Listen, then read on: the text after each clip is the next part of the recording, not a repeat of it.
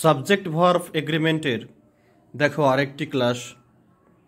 যদি কোনো বাক্য ইনডিফিনাইট প্রোনাউন দিয়ে যদি শুরু হয় তাহলে সেই ইনডিফিনাইট প্রোনাউন অনুসারে আমরা ভার্ব ব্যবহার করব।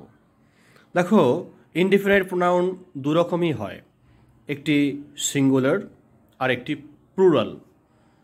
দেখো বলা আছে এভরিওয়ান, সামওয়ান, এনিবডি, ইচ, এগুলো কিন্তু সিঙ্গুলার ইনডিফিনাইট প্রোনাউন। কারণ এভরিওয়ান বলতে শুধুমাত্র একজনকেই বোঝায়, সামওয়ান বলতে যে কোনো একজন ব্যক্তিকেই বোঝায়, এনিবডি বলতে যে কোনো একজন ব্যক্তিকে বোঝায়, ইচ বলতে প্রত্যেককে মানে যে কোনো একজনকেই কিন্তু বোঝায়।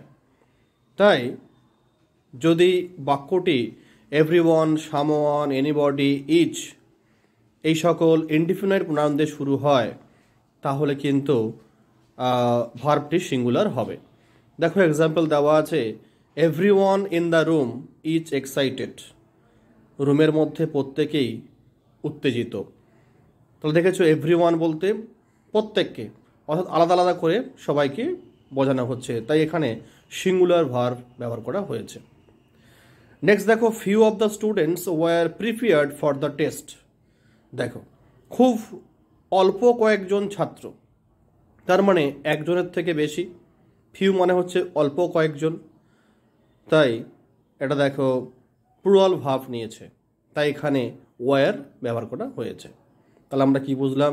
Indefinite pronouns such as for everyone, someone, anybody, each are always singular, so they take a singular verb.